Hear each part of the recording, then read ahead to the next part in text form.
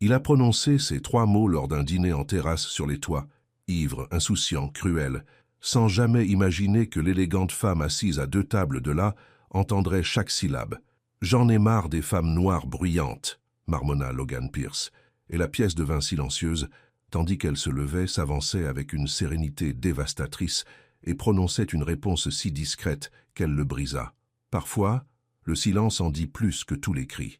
Au matin, la vidéo était devenue virale. Sa carrière ne tenait qu'à un fil, et le karma lui réservait un dernier rebondissement.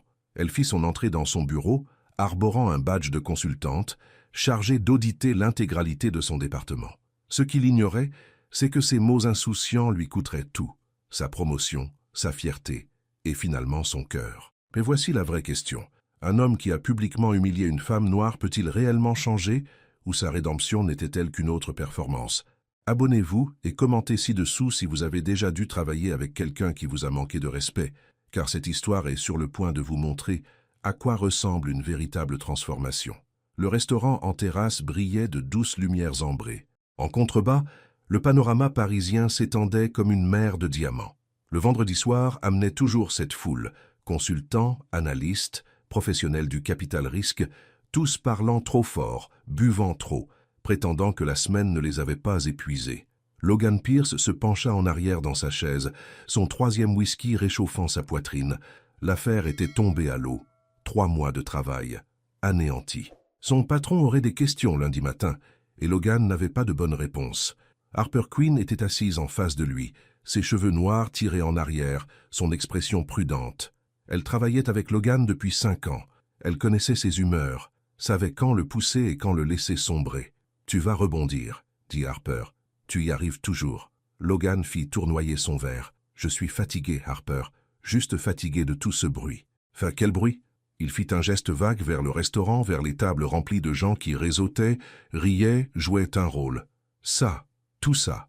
Tout le monde est toujours en représentation, toujours bruyant, toujours... » Il se retint, mais le whisky continua de parler. « J'en ai marre des femmes noires bruyantes, » dit-il, sa voix portant plus loin qu'il ne le voulait.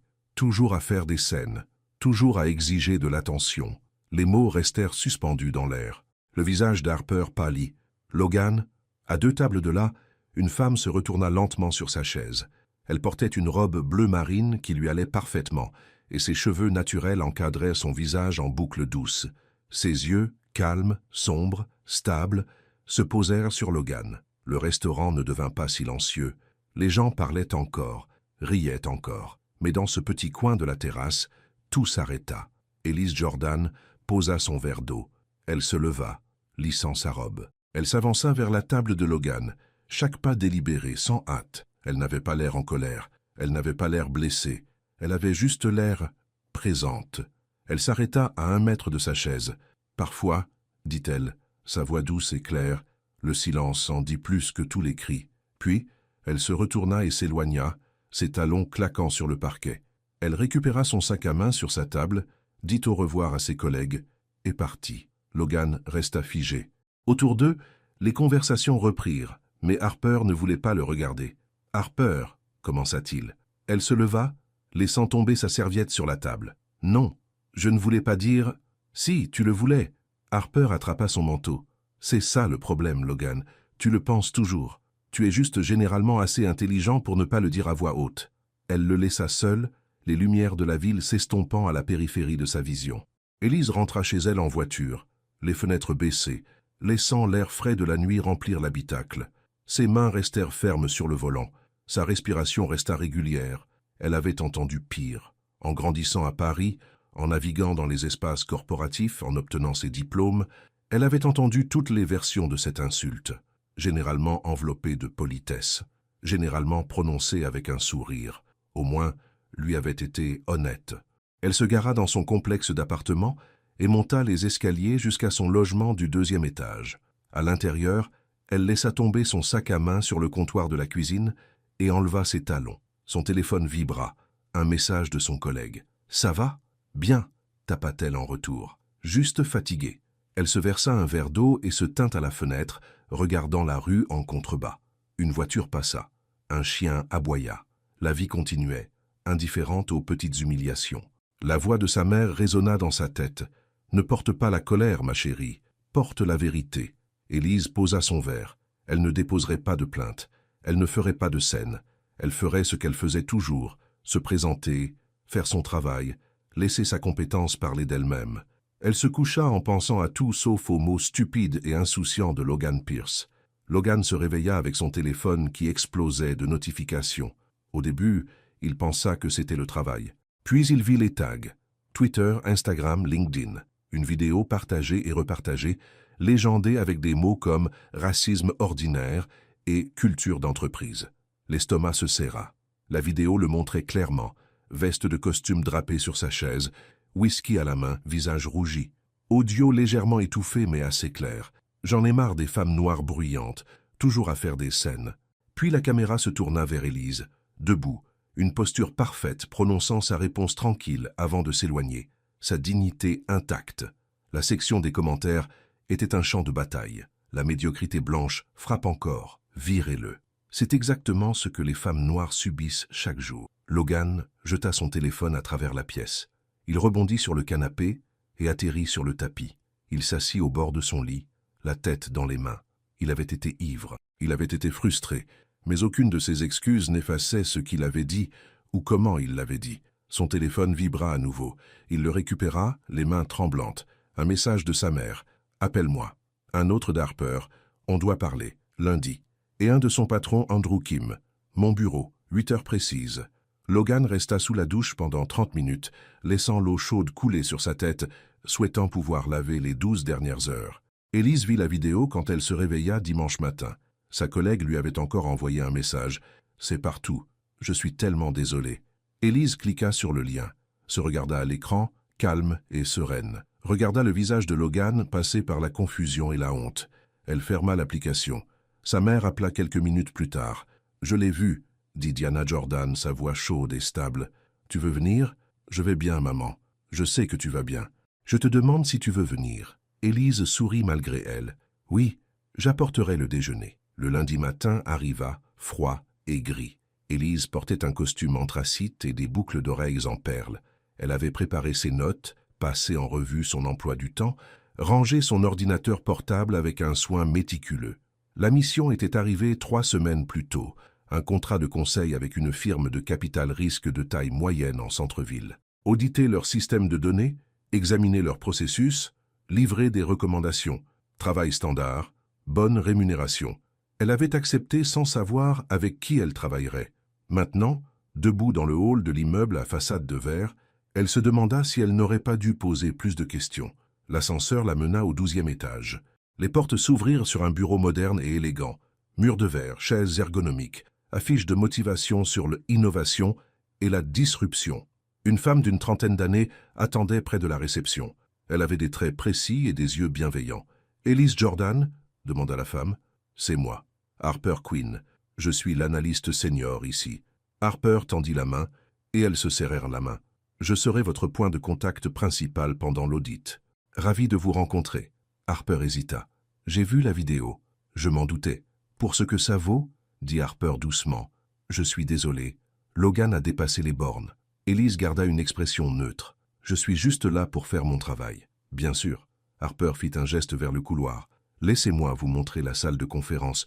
Nous avons une réunion d'équipe à 9 heures. » Elles passèrent devant des rangées de bureaux individuels et de salles. Les gens levaient les yeux de leurs ordinateurs, puis détournaient rapidement le regard. Quelques-uns chuchotaient.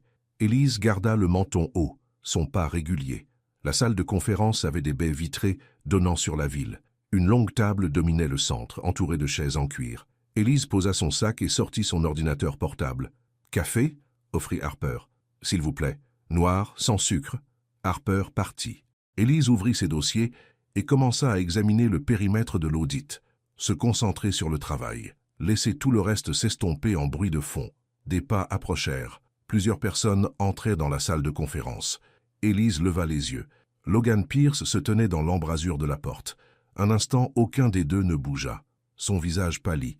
Sa bouche s'ouvrit, puis se referma. Harper apparut derrière lui, un café à la main, son expression soigneusement neutre. « Élise, dit Harper, voici l'équipe avec laquelle vous allez travailler. » La réunion fut brutale dans sa politesse. Andrew Kim, le chef de division, présenta tout le monde avec une efficacité rodée. Logan était assis à l'extrémité de la table, évitant le contact visuel. 2 analystes juniors tripotaient leurs stylos. Claire, la stagiaire en médias sociaux, semblait vouloir disparaître dans sa chaise. Élise présenta son plan d'audit, clair, professionnel, complet. Elle parla en phrases complètes, sans jamais se précipiter, sans jamais faiblir. Des années de pratique lui avaient appris à diriger une pièce sans élever la voix. « Des questions » demanda-t-elle lorsqu'elle eut fini. Silence. Andrew Kim se pencha en avant, un mince sourire sur le visage. « Je suis sûr que Logan a des questions. Il sera votre principal interlocuteur pendant ce processus. » La tête de Logan se releva brusquement. « Ça quoi? Un problème ?» demanda Andrew, son ton agréable et tranchant à la fois. « Non, » dit Logan rapidement. « Aucun problème. » Élise rencontra le regard de Logan de l'autre côté de la table. « J'ai hâte de travailler avec vous. » Sa voix ne portait ni sarcasme ni colère, juste une courtoisie purement professionnelle. C'était pire que toute insulte qu'elle aurait pu lui lancer. La réunion se termina. Les gens se dispersèrent rapidement, soulagés d'échapper à la tension. Logan s'attarda, rangeant des papiers qu'il n'avait pas besoin de ranger. Harper resta aussi, protectrice et attentive. Élise rangea son ordinateur portable avec le même soin qu'elle l'avait déballé. « Madame Jordan, » commença Logan. « C'est juste Élise. » « Élise. » Il prit une inspiration. « Je dois m'excuser. C'est le travail, » l'interrompit-elle, son ton doux mais ferme. « Restons-en là. Mais je... Monsieur Pierce. » Elle le regarda directement. « Je suis ici pour auditer les systèmes de données de votre département, pas pour discuter de vendredi soir. Si vous pouvez maintenir votre professionnalisme, je le peux aussi. » Elle prit son sac et sortit, laissant Logan là, avec des mots inexprimés coincés dans sa gorge. Harper attendit qu'Élise soit partie, puis se tourna vers Logan. « Tu aggraves la situation. J'essaie de m'excuser. Elle ne veut pas de tes excuses pour l'instant. Elle veut faire son travail sans qu'on lui rappelle toutes les 5 minutes que tu l'as insultée en public. » Harper croisa les bras. « Laisse-la travailler. Donne-lui de l'espace. Peut-être qu'elle sera prête à t'écouter plus tard. » Logan s'affala sur une chaise. « Je ne savais pas qu'elle travaillerait ici. Cela aurait-il changé quelque chose ?» Il ne répondit pas. Harper le laissa seul dans la salle de conférence, entouré de chaises vides et du poids de sa propre erreur. Ce soir-là, Logan était assis dans son appartement, faisant défiler les commentaires sous la vidéo virale. Chacun atterrissait comme un coup de poing, le type blanc typique qui pense pouvoir dire ce qu'il veut. Elle a géré ça avec tant de grâce, il ne méritait pas son calme. J'espère qu'il sera viré. Sa sonnette retentit. Harper se tenait dans le couloir, tenant une boîte à pizza. « Tu ne réponds pas à ton téléphone. »« Je vais bien. » Menteur. Elle le dépassa et entra dans l'appartement. « Mange quelque chose. Tu as l'air terrible. » Ils s'assirent sur son canapé, mangeant de la pizza en silence. Harper n'offrit pas de réconfort. Elle s'assit simplement avec lui, solide et présente, comme le font les amis. « Elle est brillante, » dit Harper finalement. Sa présentation aujourd'hui était impeccable. Elle va trouver tous les points faibles de nos systèmes de données, et elle va les corriger, et Andrew va détester qu'elle soit plus intelligente que lui. Logan posa sa pizza. « J'ai la nausée. »« Bien, tu devrais. » Harper essuya ses mains sur une serviette. « Mais avoir la nausée ne répare rien. Tu veux arranger les choses? Fais ton travail. Respecte son travail. Et peut-être, montre-lui que tu n'es pas la personne que tu étais vendredi soir. »« Et si je le suis ?» Harper le regarda avec un mélange de pitié et de frustration. « Alors tu resteras exactement où tu es, seul, honteux, bloqué. » Elle le laissa avec une demi-pizza et beaucoup de choses à méditer. Élise se rendit chez sa mère après le travail. Diana Jordan vivait dans une petite maison de plain-pied, dans une banlieue pavillonnaire de l'Est parisien, entourée d'azalées et de chênes. La lumière du porche brillait, chaleureuse et accueillante. Diana ouvrit la porte, vêtue d'un doux cardigan et de chaussons. Elle avait subi une intervention chirurgicale 6 semaines auparavant. Rien de mortel, juste une procédure qui nécessitait du repos et des mouvements prudents. « Ma petite, » dit Diana, serrant Élise dans une douce étreinte. Elles s'assirent dans la cuisine pendant qu'Élise déballait les courses. Poulet, légumes, riz. Elle cuisinait pendant que sa mère était assise à table, épluchant lentement des pommes de terre. « Comment s'est passée ta première journée ?» demanda Diana. « Professionnelle. »« Ce n'est pas ce que j'ai demandé. » Élise hacha les oignons avec une précision rodée. « C'était bien, maman. Gênant, mais bien. L'homme de la vidéo? Il travaille là, j'audite son département. » Diana posa son épluche légumes. « Seigneur, aie pitié. C'est bon, je peux gérer. Je sais que tu peux gérer. La question est, devrais-tu le faire? Élise ne répondit pas. Elle se concentra sur le dorage du poulet, mesurant le riz, gardant ses mains occupées. Elles dînèrent ensemble, parlant de petites choses, le jardin de Diana, le nouveau bébé d'une cousine, une émission de télévision qu'elles regardaient toutes les deux, des choses normales, des choses sûres. Après le dîner, elles s'assirent sur le porche avec du thé glacé, regardant les lucioles dériver dans le jardin. « Maman, dit Élise doucement, il a essayé de s'excuser aujourd'hui. Qu'est-ce que tu lui as dit? Que c'est le travail, que nous devions rester professionnels. » Diana hocha lentement la tête. « C'est intelligent. Mais rien, c'est intelligent. » Diana sirota son thé. « Ne porte pas la colère, ma chérie. Porte la vérité. Tu sais qui tu es. Ne laisse personne te le faire oublier. » Élise posa sa tête sur l'épaule de sa mère. « Je ne le ferai pas. » Elles restèrent ainsi jusqu'à ce que les moustiques les chassent à l'intérieur, mère et fille, liées par un amour et une compréhension qui n'avaient pas besoin de mots. Le mardi matin arriva avec la pluie. Élise était assise à son bureau temporaire dans un bureau au mur de verre, examinant des fichiers de données. Des chiffres défilaient, propres, organisés, pour la plupart précis. Mais il y avait des lacunes. De petites incohérences qui suggéraient un travail précipité ou des processus incomplets. Elle prit des notes, surligna des sections, bâtit une carte mentale des faiblesses du département. Quelqu'un frappa à la vitre. Logan se tenait dehors, tenant 2 tasses de café. Élise hésita, puis lui fit signe d'entrer. « Offrande de paix, dit-il, posant une tasse sur son bureau. Je me suis souvenu. Noir, sans sucre. Merci. » Il resta près de la porte, incertain. « Harper a dit que je devais te laisser de l'espace. Harper est intelligente. » Elle l'est. Logan déplaça son poids. « Je voulais juste dire, je sais que je ne peux pas réparer ce que j'ai dit, mais je peux essayer d'être meilleur, à partir de maintenant. » Élise le regarda attentivement.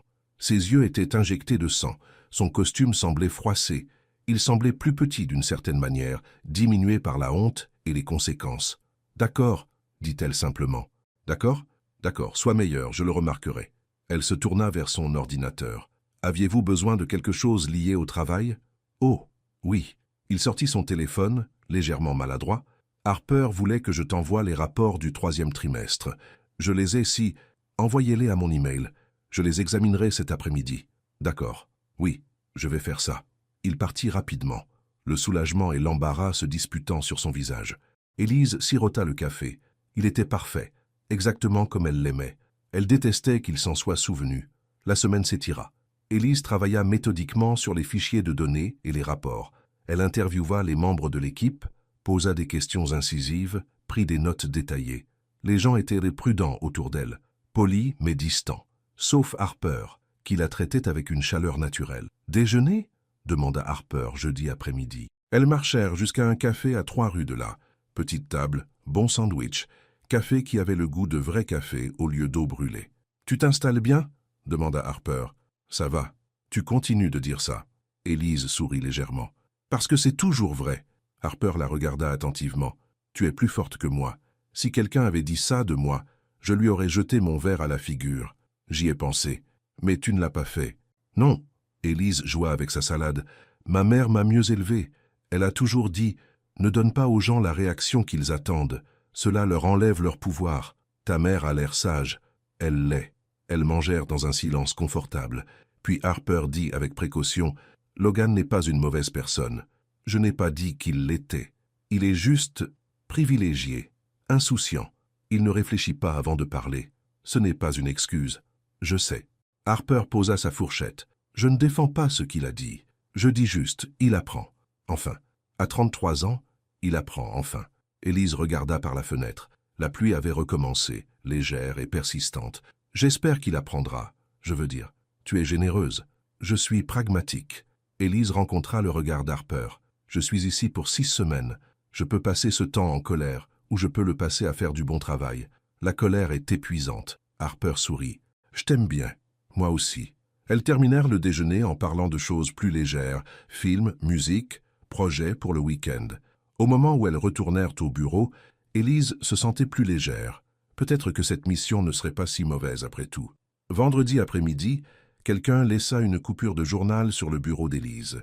L'article présentait une capture d'écran de la vidéo virale, accompagnée de commentaires sur la discrimination au travail et la responsabilité des entreprises. Quelqu'un avait surligné le nom de Logan en jaune. Élise le regarda un long moment. Harper apparut dans l'embrasure de la porte. « Qui a fait ça ?»« Je ne sais pas. » Harper attrapa la coupure et la froissa. « C'est du harcèlement. On devrait le signaler. Ce n'est que du papier. C'est ciblé. C'est destiné à t'intimider. » Élise prit le papier froissé de la main d'Harper et le lissa sur son bureau. Elle le relut une fois puis le rangea calmement dans un dossier. « Qu'est-ce que tu fais ?» demanda Harper. « Je documente. » La voix d'Élise resta égale. « Si ça se reproduit, j'aurai des preuves. Mais je ne réagis pas à un simple morceau de papier. Tu es incroyablement calme. L'habitude. » Logan apparut derrière Harper, vit le journal dans le dossier et son visage s'assombrit. « Qui a mis ça là ?»« Nous ne savons pas, » dit Harper. Il se tourna vers Élise. « Je vais trouver, je vais... »« Vous ne ferez rien, » dit Élise fermement. « C'est entre moi et les RH si ça continue, pas vous. Mais, Monsieur Pierce... » Elle se leva, ramassant ses affaires. « J'apprécie votre inquiétude, mais je n'ai pas besoin de vous pour mener mes batailles. J'ai géré ce genre de choses toute ma vie. » Les mots atterrirent doucement, mais ils frappèrent fort. Logan ouvrit la bouche puis la referma. Il hocha la tête une fois et recula. Élise prit son sac. « Passez un bon week-end. » Elle passa devant eux deux, les épaules droites, la tête haute, les laissant debout dans son bureau, entourée du poids des choses inexprimées. Ce soir-là, Harper les invita tous les deux à dîner. « Une affaire de travail, » insista-t-elle, « rien de personnel. Juste eux trois, passant en revue les échéanciers du projet dans un petit restaurant italien du centre-ville. » Élise faillit décliner, mais quelque chose dans la voix d'Harper, pleine d'espoir sincère, la fit accepter. Le restaurant était chaleureux et faiblement éclairé, avec des nappes à carreaux et l'odeur du pain à l'ail. Ils s'assirent à une table de coin, les menus à la main. Logan avait l'air nerveux. Harper avait l'air déterminé. Élise se sentait juste fatiguée. Ils commandèrent. Logan demanda du vin. Élise s'en tint à l'eau. Harper prit les deux. La conversation commença de manière maladroite, sujet de travail sûr et ennuyeux. Mais progressivement, Harper les mena vers un terrain plus léger. Films qu'ils avaient vus, lieux où ils avaient voyagé, histoire de l'université qui les firent rire malgré la tension. Élise se sentit se détendre. Logan était différent ici, moins arrogant, plus prudent. Il écoutait quand elle parlait. Il posait des questions sans interrompre. De petits changements, mais perceptibles. Le serveur apporta leur plat. En posant les pattes d'Élise, son coude heurta son verre d'eau. Il bascula, se répandant sur la table, imbibant la nappe et éclaboussant sa robe. « Je suis tellement désolé, » dit le serveur, mortifié. Élise se leva rapidement, essuyant l'eau de ses genoux. « C'est bon, les accidents arrivent. » Logan était déjà debout, des serviettes à la main. Il les lui offrit sans un mot, ses mouvements efficaces et prudents. « Merci, » dit-elle doucement. Leurs regards se croisèrent un bref instant. Quelque chose passa entre eux, non pas le pardon, mais la reconnaissance. Une petite fissure dans le mur qu'elle avait construit. Le serveur apporta des torchons. Ils nettoyèrent ensemble, tous les trois, travaillant en une étrange harmonie. Le repas se poursuivit, plus calme désormais, plus réfléchi. Après le dîner, ils sortirent dans l'air frais de la nuit. La ville bourdonnait autour d'eux. La circulation, les voix, la vie continuant son rythme incessant. Logan s'éclaircit la gorge. « Élise », elle se tourna vers lui. « Les gens se souviennent de la façon dont tu les fais se sentir, » dit-il doucement. « Pas de ce que tu dis. Quelqu'un me l'a dit un jour. » Elle étudia son visage. Quelqu'un d'intelligent. « Oui ?» Il esquissa un léger sourire. Quelqu'un de très intelligent. Ils restèrent là, dans la lueur des lampadaires, la distance entre eux toujours immense, mais peut-être, juste peut-être, pas aussi impossible qu'elle l'avait semblé une semaine auparavant. Harper les observait tous les deux, ne disant rien, espérant tout. Élise rentra chez elle ce soir-là en pensant aux petits moments.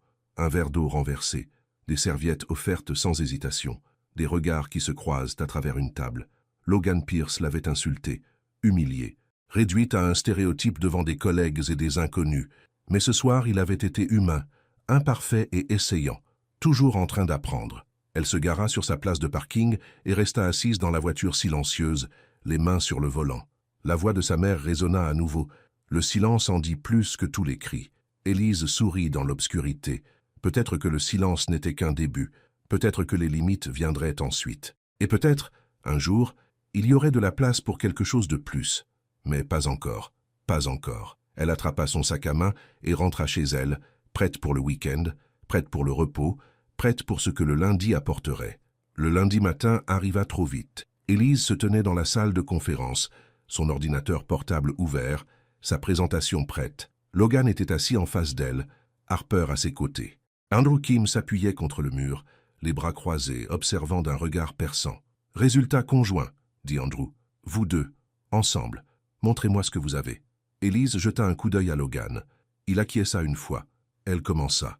Ses diapositives étaient claires, ses données limpides. Elle parcourut les constatations de l'audit. Des lacunes dans leur système de suivi, des incohérences dans les rapports clients, des processus redondants qui faisaient perdre du temps.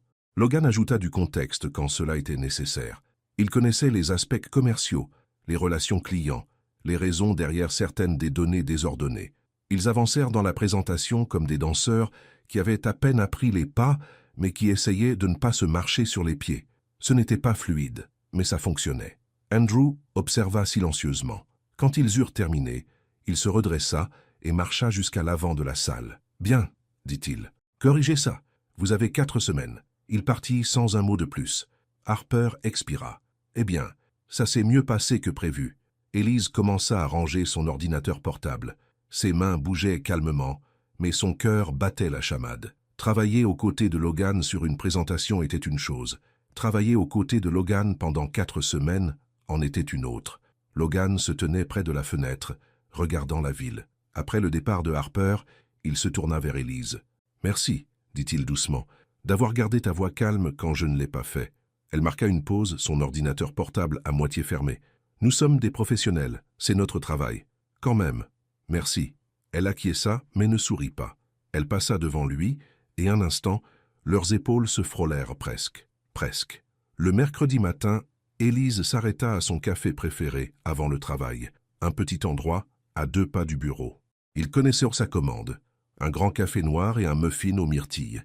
Elle s'assit à une table dans un coin, révisant des notes sur son téléphone. Le café bourdonnait d'énergie matinale, le sifflement des machines à expresso, les gens parlant à voix basse, l'odeur du pain frais emplissant l'air. La chaise en face d'elle racla en arrière. Logan se tenait là, tasse de café à la main, l'air incertain. Toutes les autres tables sont occupées. « Ça vous dérange ?» Elle regarda autour d'elle. Il avait raison. Toutes les places étaient prises. Des gens attendaient près de la porte. « Allez-y. » Il s'assit prudemment, comme s'il désamorçait une bombe.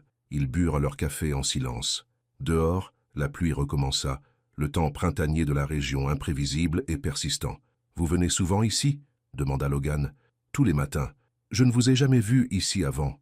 Je viens tôt, avant la foule. » Plus de silence. Pas confortable mais pas hostile non plus. Juste 2 personnes partageant une table, parce que le monde était bondé et qu'il fallait parfois faire de la place. Logan s'éclaircit la gorge. « Harper m'a dit que tu avais étudié dans une grande école parisienne d'ingénieurs. »« Oui, j'y ai fait mes études, en analyse de données.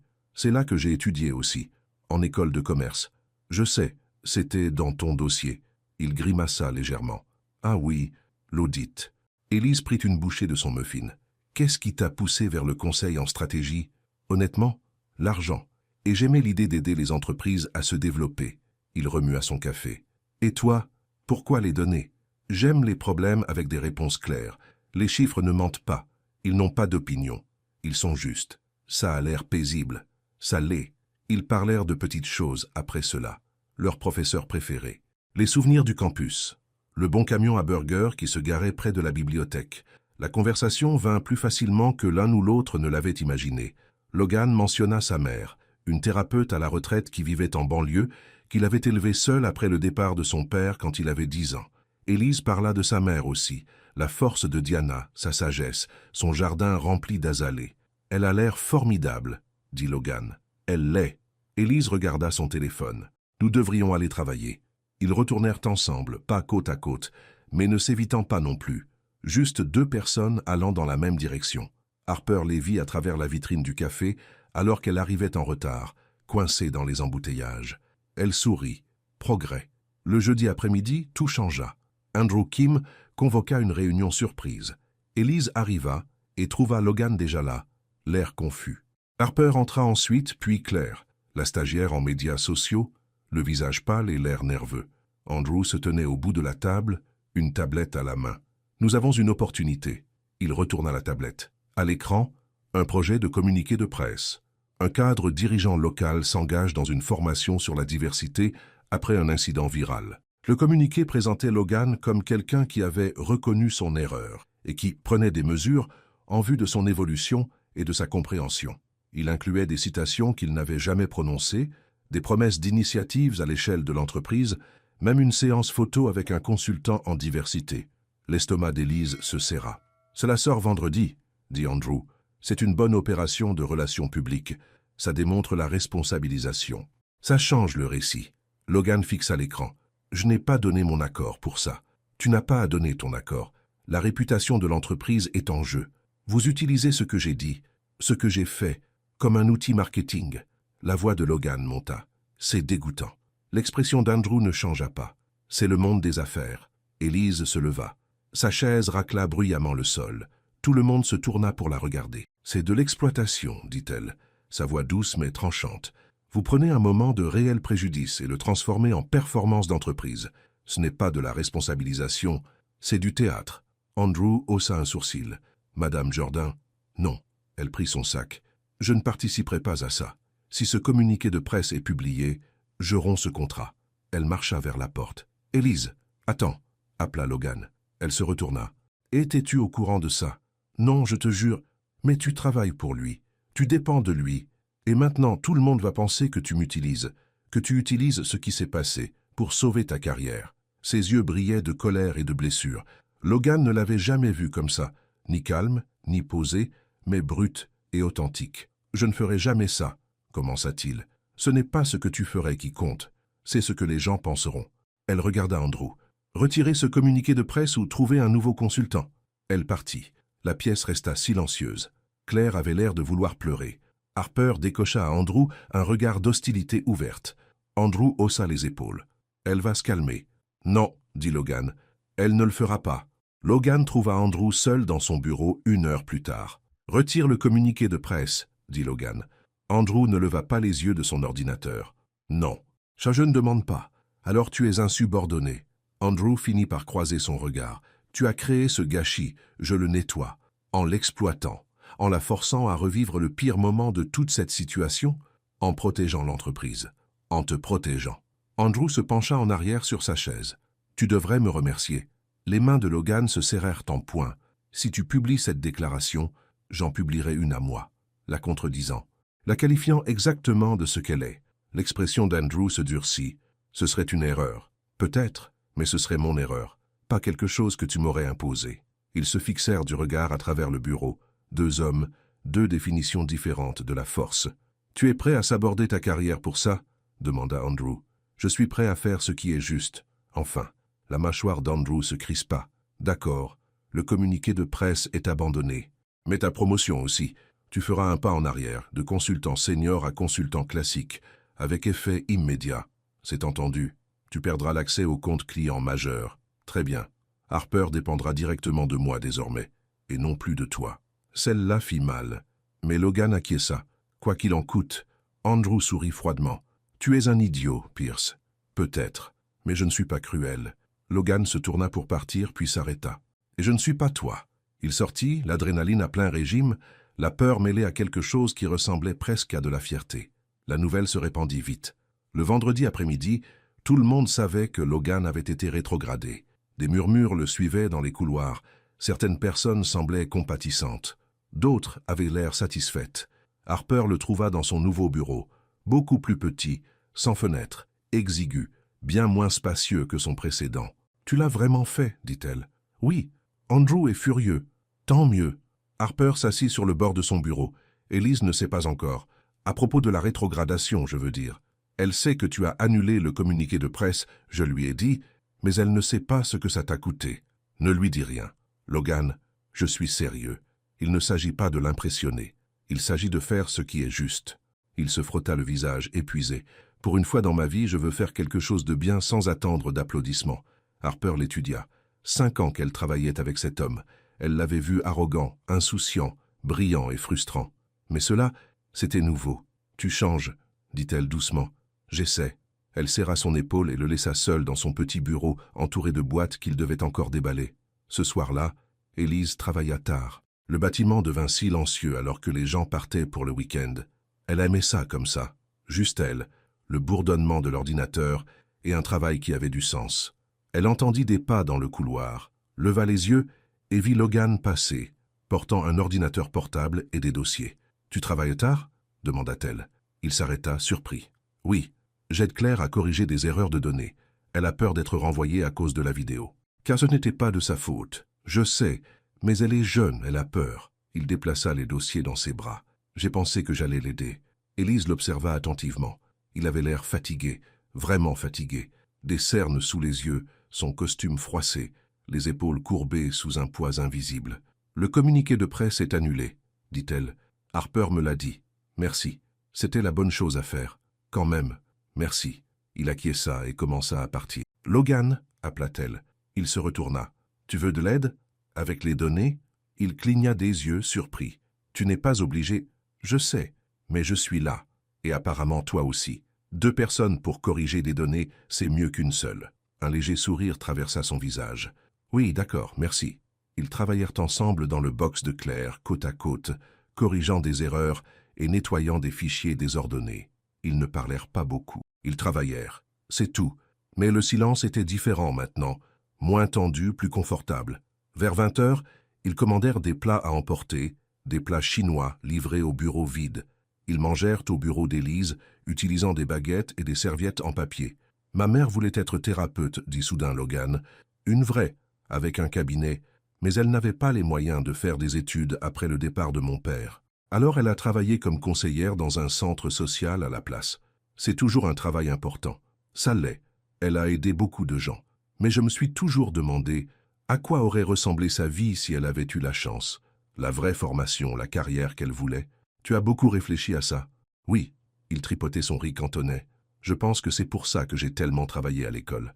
Pourquoi je voulais tant réussir? Je pensais que si je gagnais assez d'argent, grimpais assez haut, cela justifierait son sacrifice, le ferait valoir. Élise posa ses baguettes. Est-ce que ça l'a fait? Non, ça m'a juste rendu seul. Il la regarda. Et toi? Qu'est-ce qui t'a fait choisir cette carrière? Le contrôle, dit-elle simplement. En grandissant, tant de choses me semblaient échapper à mon contrôle. Les opinions des gens, leurs suppositions, la façon dont ils me regardaient, et décidaient qui j'étais avant même que j'ouvre la bouche. Mais les chiffres, les données, je pouvais contrôler ça, maîtriser ça, donner un sens à tout ça. Ça a l'air épuisant. Ça l'est. Mais c'est plus sûr que de faire confiance aux gens pour qu'ils te voient clairement. Ils restèrent assis en silence, le poids de l'honnêteté partagée s'installant entre eux. « Nous devrions rentrer, » dit finalement Élise. « Il est tard. » Ils rangèrent ensemble, jetant les récipients et nettoyant le bureau. Logan la raccompagna jusqu'à sa voiture, tous deux se déplaçant lentement, réticents à briser l'étrange paix qu'ils avaient trouvée. « Élise, » dit-il alors qu'elle déverrouillait sa portière. Elle se tourna. « Je sais que je ne peux pas retirer ce que j'ai dit, mais j'apprends, vraiment en train d'apprendre. Pas seulement sur la race ou les préjugés ou tous ces trucs de formation d'entreprise, sur les gens, sur l'écoute au lieu de la supposition. » Il marqua une pause. « Sur toi. » Elle le regarda un long moment. Les lumières du parking projetaient des ombres sur son visage, le faisant paraître plus jeune, plus vulnérable. « Continue d'apprendre, » dit-elle doucement. « Peut-être qu'un jour tu comprendras ce que tu ne savais pas avant. » Elle monta dans sa voiture et partit, le laissant seul. Mais pour la première fois, être seul ne ressemblait pas à un abandon. Cela ressemblait à un espace. De la place pour grandir, de la place pour changer, de la place pour devenir quelqu'un qui mérite d'être connu. Le samedi matin, Élise rendit visite à sa mère. Diana était assise dans son jardin, taillant des roses avec des mains délicates. Elle s'était bien remise de son opération, reprenant des forces lentement mais sûrement. « Tu as l'air différente, » dit Diana, alors qu'Élise s'asseyait à côté d'elle sur le banc. « Différente comment? » « Plus légère, comme si tu avais déposé un fardeau. » Élise sourit. « Peut-être bien. » Elles travaillèrent ensemble dans le jardin, arrachaient les mauvaises herbes, arrosèrent les plantes, coupaient les branches mortes pour faire de la place à la nouvelle vie. Diana parla des voisins, des potins de l'église, des petites joies qui remplissaient ses journées. Une voiture s'engagea dans l'allée. Élise leva les yeux. Marcus Reed en sortit, portant des fleurs, des lys chers et voyants. « Oh non !» marmonna Élise. « Ma chérie, tu ne m'avais pas dit que Marcus venait, » dit Diana, surprise mais ravie. « Je ne savais pas. » Marcus s'approcha d'elle, tout sourire et plein d'assurance. Il était beau d'une manière évidente, un costume élégant, des cheveux impeccables, des dents trop blanches. Il travaillait dans la finance, gagnait bien sa vie. et le savait. « Bonjour Diana », dit-il chaleureusement en lui embrassant la joue. « Vous êtes magnifique. Marcus, quelle surprise. J'étais dans le coin.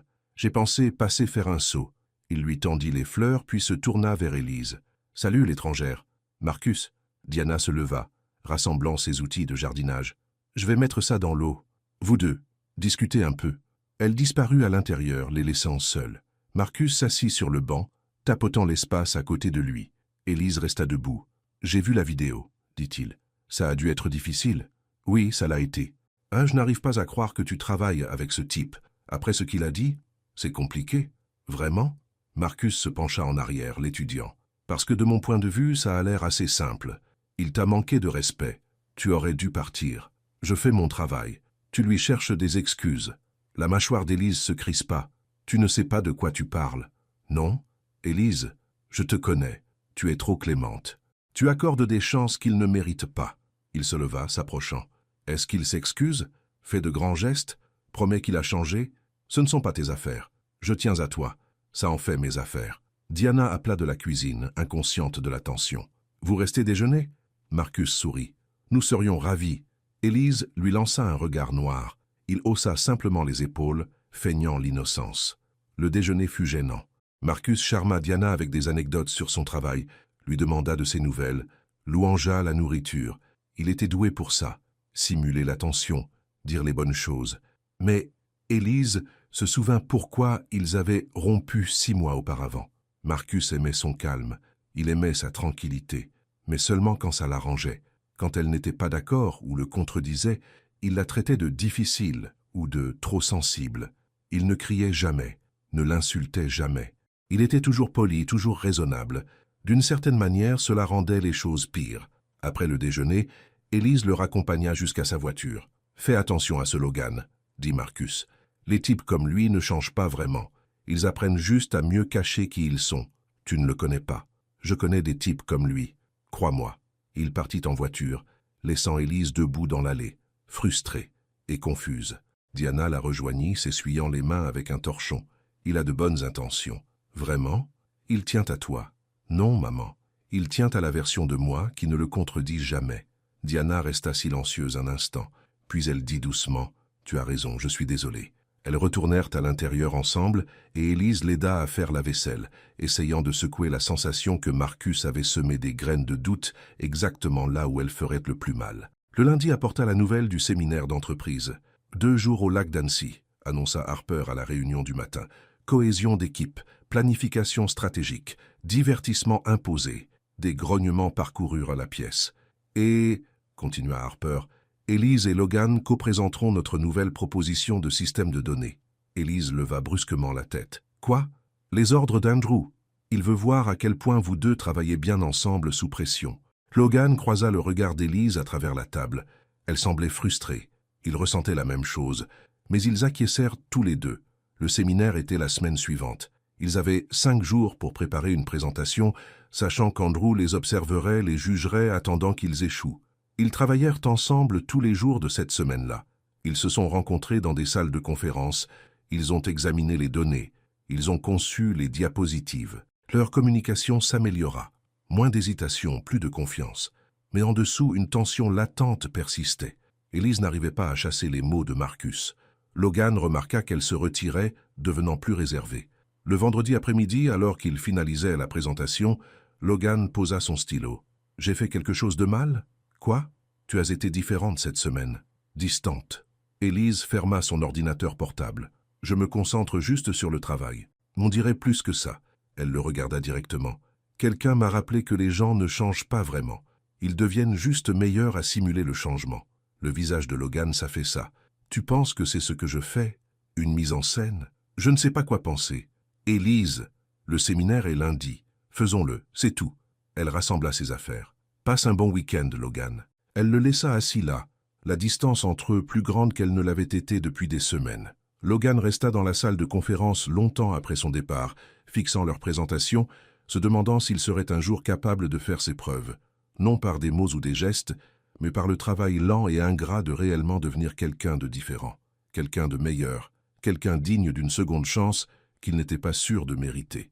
Le lac d'Annecy s'étendait tel un miroir sous le soleil matinal. L'entreprise avait loué un centre de conférence au bord de l'eau, bâtiment moderne, des terrasses en bois, des kayaks alignés sur la rive. Élise arriva tôt le lundi matin, son sac de voyage en bandoulière. Elle avait voyagé léger, vêtements de travail, une tenue décontractée, ses affaires de toilette. C'était pour le travail, pas des vacances. Logan arriva 10 minutes plus tard. Leurs regards se croisèrent sur le parking. Il acquiesça. Elle acquiesça en retour. Leur distance du vendredi planait toujours entre eux. À l'intérieur, Harper distribua les clés des chambres. Le team building commence à 14 heures. La présentation est demain matin. Ce soir, c'est le feu de camp.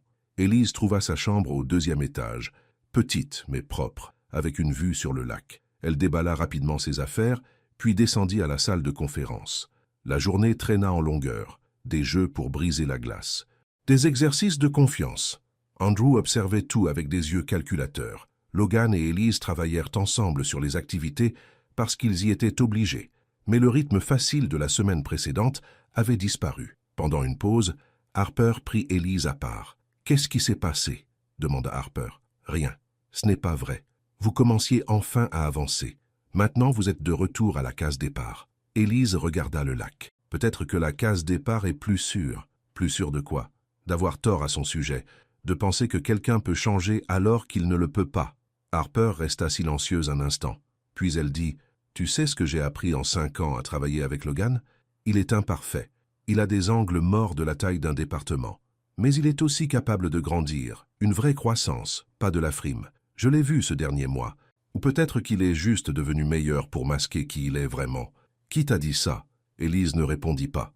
Harper soupira. « Écoute, je ne dis pas que tu dois lui pardonner, ou lui faire confiance, ou quoi que ce soit. Mais ne le rejette pas parce que quelqu'un d'autre a semé le doute. Fais-toi ta propre opinion d'après ce que tu as vu. » Elle s'éloigna, laissant Élise seule avec ses pensées et le clapotis de l'eau sur le rivage. L'activité de l'après-midi était le kayak.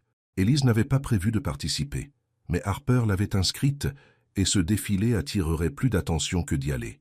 Logan se retrouva dans le kayak à côté du sien, évidemment. Ils pagayèrent sur le lac, faisant partie d'un groupe de 8 du bureau. L'eau était calme, le soleil chaud. Pendant un moment, Élise se laissa aller. Juste pagayer, respirer, exister. « Tu es doué pour ça », lança Logan. « J'allais souvent sur un lac avec mon père, » dit-elle, avant son décès. « Je suis désolé, quand est-il? J'avais 12 ans, crise cardiaque. Ça a dû être difficile. » « Oui, mais ma maman nous a gardés unis.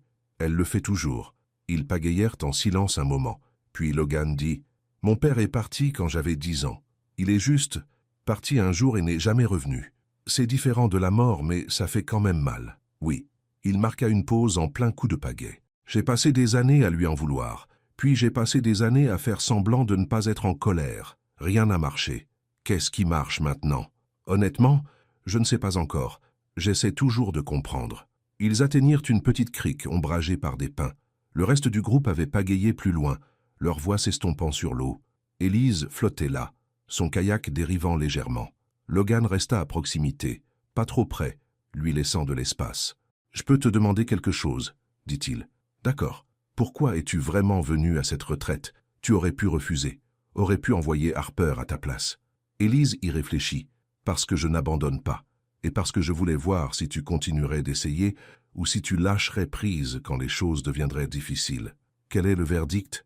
Toujours indécis. » Il sourit tristement. « C'est juste. » Ils pagayèrent de retour ensemble, côte à côte, le soleil de l'après-midi chaud sur leurs épaules. Le feu de camp commença au crépuscule.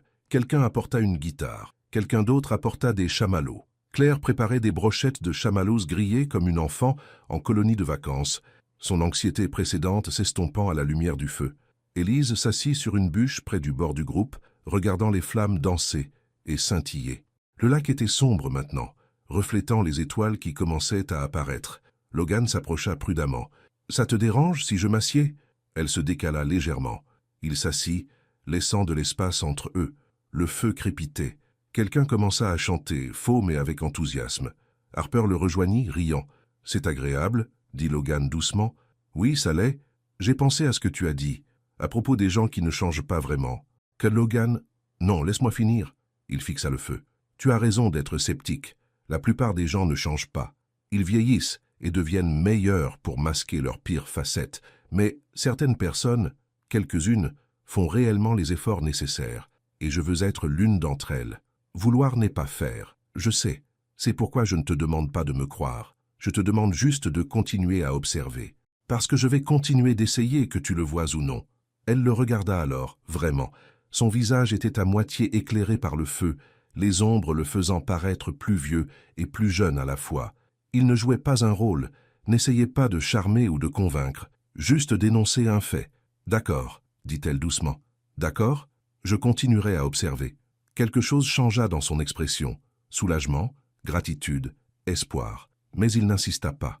Il hocha juste la tête et se tourna de nouveau vers le feu. Ils restèrent ainsi longtemps, sans parler, juste être. Le feu se consuma en braise et les gens commencèrent à se diriger vers le bâtiment, fatigués et prêts à dormir. Élise se leva. Logan se leva aussi. « Demain est un grand jour, dit-elle. Oui, la présentation. » Ils marchèrent ensemble vers le bâtiment. À la porte, elle marqua une pause. « Merci pour aujourd'hui, d'avoir fait du kayak avec moi. D'avoir été honnête près du feu. Merci d'avoir écouté. » Elle sourit, un vrai sourire, petit mais sincère. Puis elle monta. Logan la regarda partir, son cœur faisant quelque chose de compliqué dans sa poitrine. La présentation se déroula parfaitement. Ils se tenaient côte à côte mardi matin, présentant leur proposition de système de données à Andrew et au comité de direction. Leurs diapositives étaient claires, leur exposé fluide. Ils anticipaient les transitions de l'autre, soutenaient les points de l'autre, travaillaient comme une machine qui avait enfin trouvé son rythme. Quand ils eurent fini, la salle resta silencieuse un instant. Puis, Andrew sourit réellement. Bon travail, tous les deux. Harper croisa le regard d'Élise et lui fit un clin d'œil. Après la réunion, les gens les félicitèrent. Claire les serra tous les deux dans ses bras. Même certains des consultants seniors qui avaient été froids envers Élise auparavant lui firent de sincères compliments. « Un verre ce soir pour fêter ça », suggéra Harper. « En fait, » dit Élise, « je suis plutôt fatiguée. Je crois que je vais juste passer une soirée tranquille. C'est juste, tu l'as bien mérité. » Élise retourna dans sa chambre et enfila un jean et un pull doux. Elle attrapa un livre et descendit sur la terrasse qui surplombait le lac. Le soleil se couchait, peignant l'eau en orange et rose. Elle s'installa dans un fauteuil de jardin confortable et ouvrit son livre, prévoyant de lire jusqu'à la tombée de la nuit. Des pas sur la terrasse. Logan apparut, 2 bouteilles d'eau à la main. « Offrande de paix », dit-il. « Encore une fois. » Elle rit malgré elle. « Tu continues à m'offrir des choses. C'est la seule carte que j'ai à jouer. » Il lui tendit une bouteille et s'assit sur la chaise à côté de la sienne. Ils regardèrent le lac, observant les couleurs changer et se transformer. « On a bien travaillé aujourd'hui, » dit-il. « Oui, je n'aurais pas pu le faire sans toi. Oui, tu aurais pu, mais ça aurait été plus compliqué. » Il sourit. « C'est vrai. » Ils restèrent dans un silence confortable. Élise essaya de lire, mais elle était constamment distraite par le coucher de soleil, par le bruit de l'eau, par la présence de Logan à ses côtés. Finalement, elle posa son livre. « Je peux te demander quelque chose, » dit-elle. « Tout ce que tu veux. Quand tu as dit ce que tu as dit cette nuit-là, à propos d'en avoir marre des femmes noires qui s'expriment avec trop de force, qu'est-ce que tu voulais vraiment dire ?» Logan resta silencieux un long moment. Puis, « Je voulais dire que j'en avais marre d'être remise en question, marre qu'on mette en doute mes suppositions, marre de ne pas être la personne la plus intelligente de la pièce. » Il la regarda. « J'en avais marre de me sentir petit, alors j'ai essayé de rabaisser quelqu'un d'autre. C'est la sale vérité. Merci de l'avoir dit. J'aurais dû le dire il y a des semaines. Peut-être que je n'étais pas prête à l'entendre il y a des semaines. » Le soleil disparut sous l'horizon. Les étoiles apparurent une par une. Quelqu'un alluma des flambeaux le long de la terrasse, et les flammes vacillèrent dans l'obscurité grandissante. Logan se leva. « Je devrais te laisser retourner à ton livre. »« Attends. » Il se retourna. Élise se leva aussi. Ils se firent face à la lumière des flambeaux, assez proche pour qu'elle puisse voir les taches vertes dans ses yeux, l'incertitude dans son expression. « Je suis contente que nous ayons fait cette retraite, » dit-elle. « Je suis contente que nous ayons eu ce temps loin du bureau et d'Andrew et de tout le brouhaha. Moi aussi. » Elle fit un pas de plus. Lui aussi. « Élise, » dit-il doucement. « Oh oui, puis-je... » Leur visage était à quelques centimètres. Sa main se leva lentement, prudemment, touchant sa joue de doigts délicats. Elle retint son souffle. Elle se pencha en avant. Il se pencha en avant. Leurs lèvres faillirent se toucher. Elle recula brusquement, les yeux écarquillés. Je suis désolé, je ne peux pas. Je ne suis pas prête à faire confiance à cela. Elle se retourna et rentra rapidement à l'intérieur, le laissant seul sur la terrasse, sa main toujours levée, son cœur battant. Mercredi matin, ils retournèrent à Paris dans des voitures séparées. La chaleur légère de la retraite s'était évaporée, remplacée par la confusion et le regret. Élise se jeta à corps perdu dans le travail. Il lui restait 2 semaines de contrat. 2 semaines pour terminer l'audit, livrer ses recommandations et quitter cette entreprise. Jeudi après-midi, Marcus se présenta à son bureau. « Qu'est-ce que tu fais ici ?» demanda-t-elle, surprise. « Déjeuner ?» Il brandit un sac de son sandwicherie préféré. « J'étais dans le coin. » Ils mangèrent dans son bureau temporaire. Marcus posa des questions sur la retraite et Élise donna des réponses vagues. Elle ne mentionna pas le quasi-baiser, ne mentionna pas Logan du tout. « J'ai entendu des choses, » dit Marcus prudemment. « Quelles choses ?»« À propos de Logan Pierce. À propos de la façon dont sa rétrogradation a été mise en scène. » Élise posa son sandwich. « Quoi ?» Andrew Kim l'a planifié. Il a fait en sorte que Logan ait l'air de sacrifier quelque chose, alors qu'en réalité, il a juste changé de bureau. C'était une opération de communication, pour faire paraître Logan noble, pour te faire paraître indulgente, une bonne image. Où as-tu entendu ça? J'ai des amis qui travaillent ici. Ils voient des choses. Marcus se pencha en avant. Élise, j'ai peur qu'il se moque de toi, qu'il t'utilise pour reconstruire son image. Son estomac se tordit. Je ne crois pas ça. Pourquoi pas? Que sais-tu vraiment de lui, à part ce qu'il t'a montré ces dernières semaines? Les gens sont doués pour jouer un rôle, surtout quand leur carrière en dépend. Elle pensa au feu de camp, au kayak, au quasi-baiser. Tout cela avait-il été calculé? Une stratégie à long terme pour redorer sa réputation? J'ai besoin de travailler, dit-elle doucement. Sois juste prudente, s'il te plaît. Marcus lui toucha la main. Tu mérites mieux que d'être l'histoire de rédemption de quelqu'un. Il partit, et Élise resta seule dans son bureau, le doute s'insinuant comme de l'eau froide. Vendredi après-midi, elle trouva Logan dans la salle de pause. « Nous devons parler, » dit-elle. « D'accord. » Ils allèrent dans une salle de conférence vide. Elle ferma la porte et se tourna vers lui. « Ta rétrogradation était-elle réelle ?» Il cligna des yeux. « Quoi? Ta rétrogradation? Andrew qui t'a retiré ton bureau, ta promotion. Était-ce réel? Ou a-t-elle été mise en scène? C'était réel. Élise, qu'est-ce qui se passe? Quelqu'un m'a dit que c'était une opération de communication, qu'Andrew l'avait planifiée pour te faire bien paraître. Ce n'est pas vrai. J'ai perdu de réelles opportunités, de l'argent réel. Harper rend compte à Andrew maintenant au lieu de moi. Tout cela est vraiment arrivé. Comment savoir que tu ne mens pas? Les mots sortirent durement, et elle les vit frapper comme des coups de poing. Le visage de Logan pâlit. Tu ne sais pas. Tu dois juste décider si tu me crois ou non. Ce n'est pas suffisant. Alors qu'est-ce qu'il est? Qu'est-ce qui te convaincrait? Parce que j'ai fait tout ce à quoi je pouvais penser. M'excuser, changer ma façon d'agir, tenir tête à Andrew, perdre ma promotion, et tu ne me fais toujours pas confiance. Parce que peut-être que tu es juste doué pour jouer le rôle? Le silence remplit la pièce. Les épaules de Logan s'affaissèrent. Tu sais quoi? Tu as raison. Peut-être que je ne fais que jouer un rôle. Peut-être que tout ce que j'ai fait est une performance. Mais voilà le truc, Élise. Je ne peux pas prouver mes intentions. Je ne peux que te montrer mes actions. Et si mes actions ne suffisent pas, alors rien de ce que je dirai ne changera ton opinion. Il se dirigea vers la porte, puis se retourna. « J'ai blessé quelqu'un que je respecte, » dit-il doucement, « et j'ai essayé de réparer les choses. Pas pour ma réputation, pas pour ma carrière, mais parce que c'était la bonne chose à faire. Si tu ne peux pas voir ça, si tu ne veux pas voir ça, alors peut-être que Marcus a raison, peut-être que les gens ne changent pas vraiment. » Il partit. Élise resta debout dans la salle de conférence vide, la poitrine serrée, les yeux piquants. Elle l'avait repoussé. Enfin, complètement. C'est ce qu'elle voulait, n'est-ce pas? Se protéger? Rester en sécurité? Alors pourquoi cela semblait-il si faux? Le week-end passa lentement. Élise rendit visite à sa mère samedi, mais Diana sentit que quelque chose n'allait pas. « Qu'est-ce qui s'est passé ?» demanda Diana alors qu'elles étaient assises dans le jardin. « Je crois que j'ai fait une erreur. Avec l'homme du travail ?»« Oui. » Diana attendit, patiente comme toujours. « Il a fait tellement d'efforts, maman. Vraiment. Et je l'ai repoussé parce que j'avais peur de me tromper à son sujet. Se tromper en quoi? Se tromper en lui faisant confiance. Se tromper en pensant que les gens peuvent changer. Se tromper en croyant qu'il est différent de ce qu'il était cette nuit-là. » Diana posa ses sécateurs. « Ma chérie, laisse-moi te dire quelque chose. Les gens peuvent changer. Ils le font tous les jours. De petits changements, de grands changements. Mais le changement est difficile. Et c'est lent. Et c'est désordonné. et les gens qui essaient de changer. Ils ont besoin de bienveillance. Ils ont besoin d'espace pour trébucher et se relever. Et si je lui accorde cette bienveillance et qu'il ne la mérite pas, alors tu apprends, tu fixes des limites, tu t'en vas. Diana prit la main d'Élise. Mais et s'il la mérite, et que tu ne lui as jamais donné sa chance, quel regret préférerais-tu avoir? Élise resta assise dans le jardin longtemps après que sa mère soit rentrée, pensant aux chances et à la bienveillance et à la différence entre la sagesse et la peur. Lundi matin, Élise arriva au travail déterminée à s'excuser auprès de Logan. Mais son bureau était vide, celui d'Harper aussi. Elle trouva Claire dans la salle de pause. « Où est tout le monde ?» Réunion d'urgence.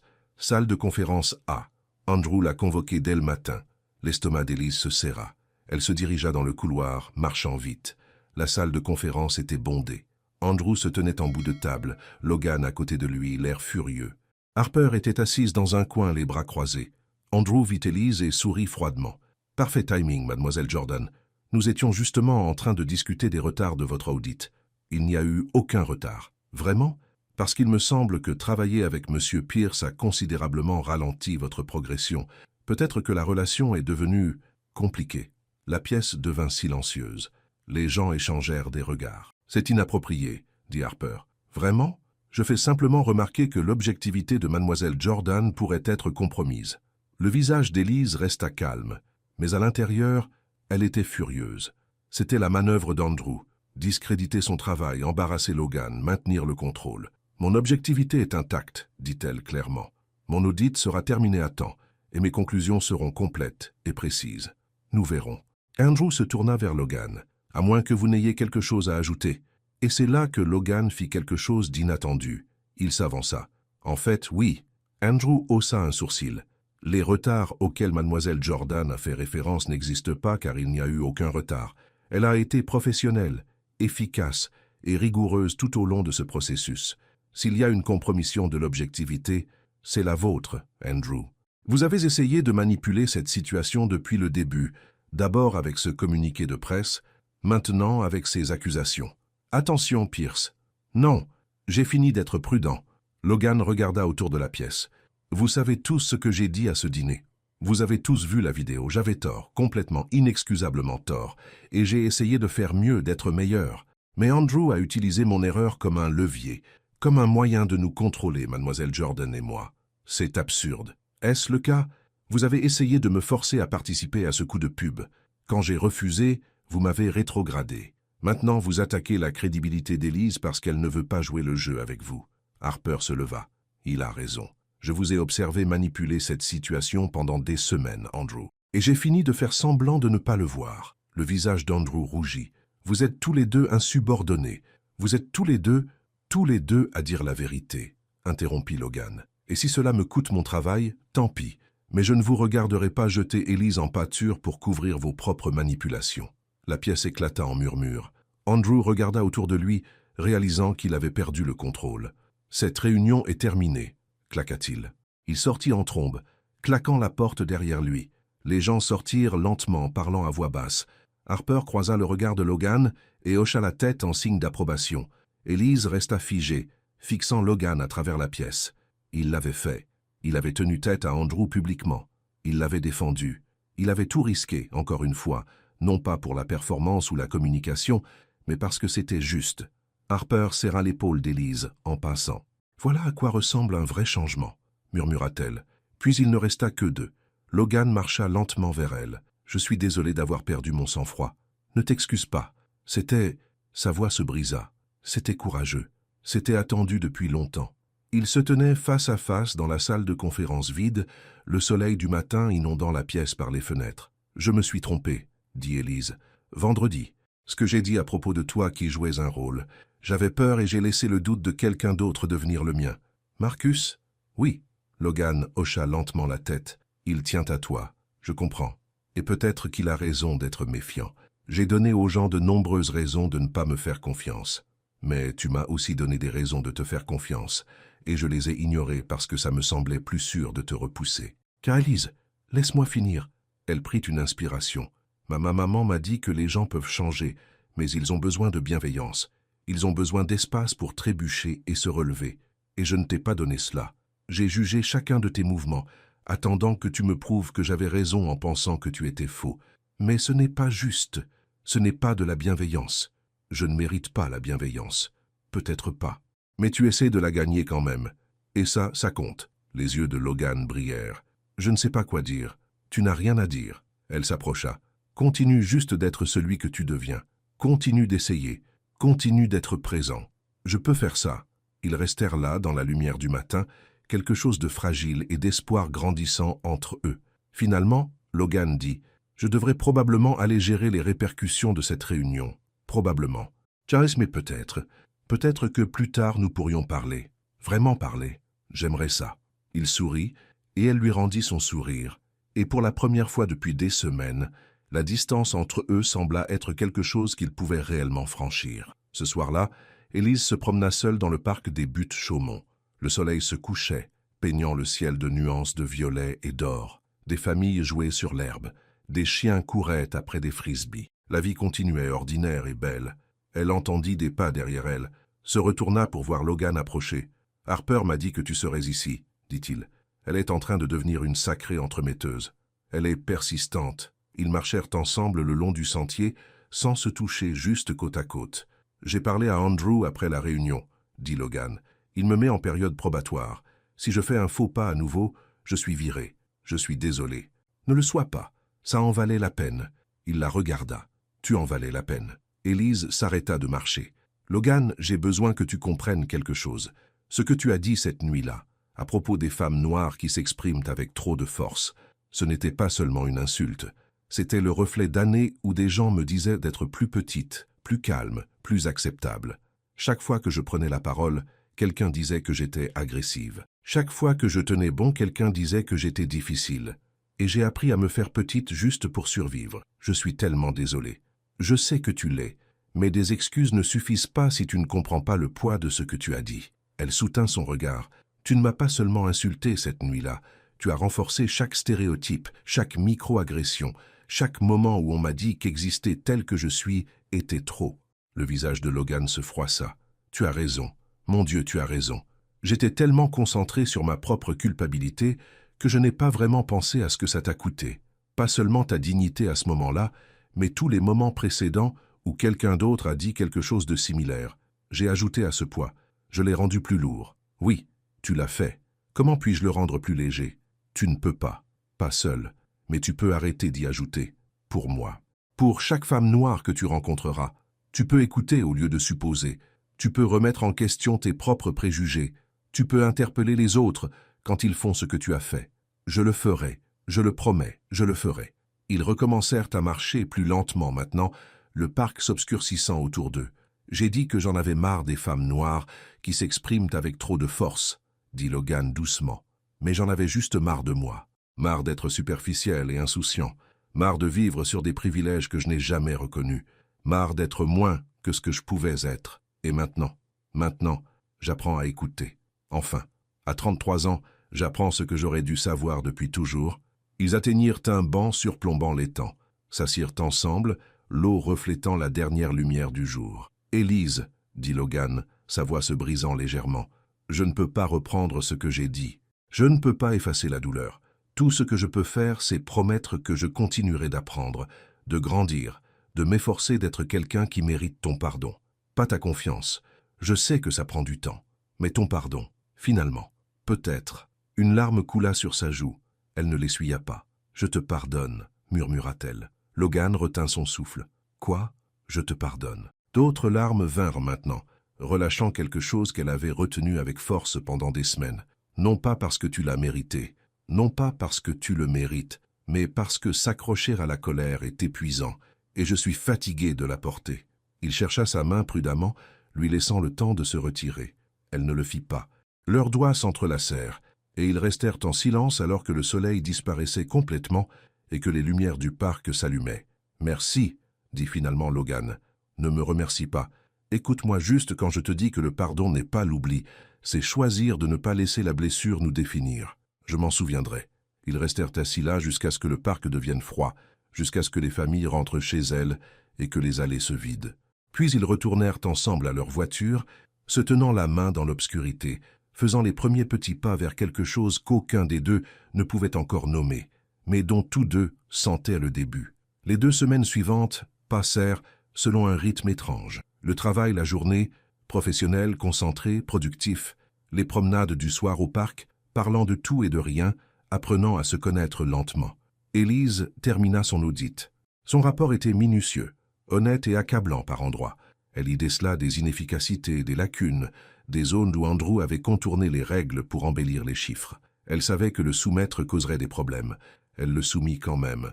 Vendredi après-midi, Harper passa au bureau d'Élise. « Andrew est furieux à propos de ton rapport. Je m'y attendais. Il a convoqué une réunion du conseil d'administration lundi. Il veut minimiser les faits, faire passer les problèmes pour moins graves qu'ils ne l'étaient. » Élise ferma son ordinateur portable. « Alors je serai là pour le corriger. Ça va être moche. Je sais. » Harper s'appuya contre l'encadrement de la porte. « Tu es plus courageuse que moi. » « Non, je suis juste fatigué que des gens s'en tirent à bon compte parce qu'il est inconfortable de parler. » Ce soir-là, Logan se rendit chez sa mère. Gwen Pierce vivait dans une petite ville paisible juste au nord de Paris. Sa maison était petite mais chaleureuse, remplie de livres, de plantes et de photographies de Logan à tout âge. Elle ouvrit la porte et le serra dans ses bras. « Mon chéri, tu as l'air fatigué. »« Je suis fatigué, maman. » Ils s'assirent dans son salon avec du thé.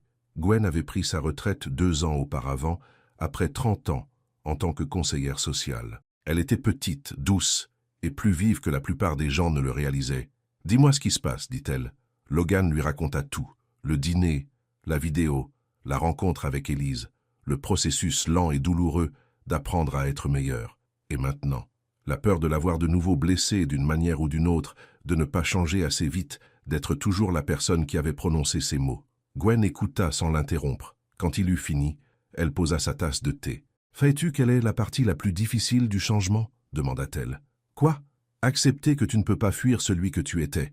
Tu ne peux qu'avancer en devenant celui que tu es. » Elle toucha sa main. « Tu as blessé quelqu'un que tu respectes, et tu as essayé de réparer les choses. C'est bien. Mais le changement n'est pas une destination, mon chéri.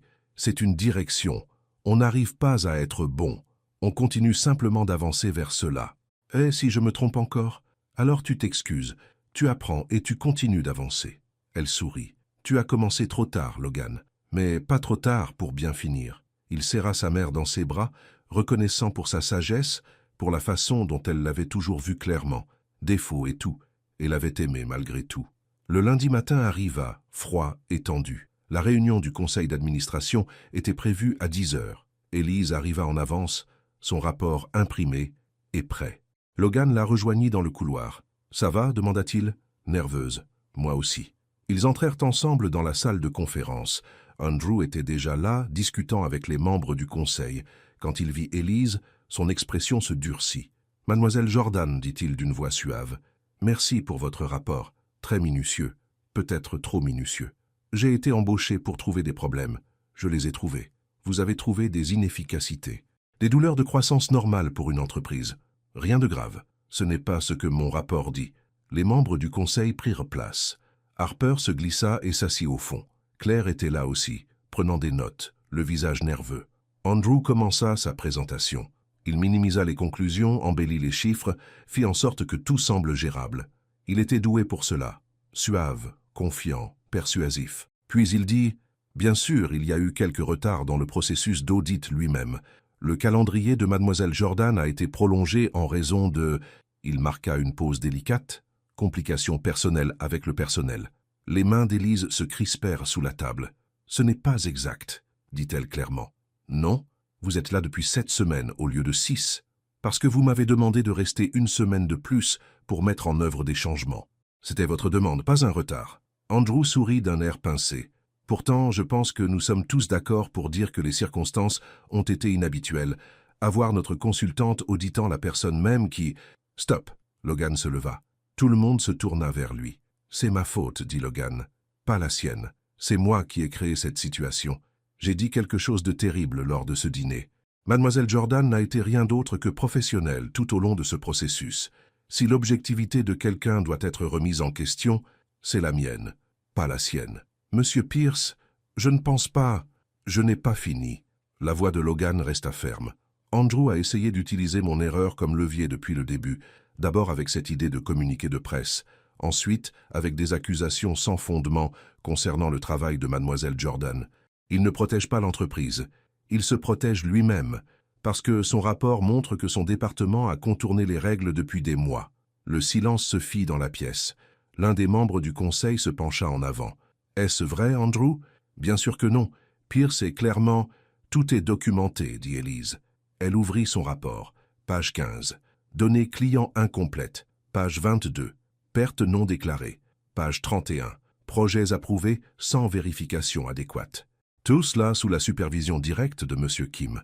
Elle fit glisser des copies sur la table vers les membres du conseil. Ils lurent en silence.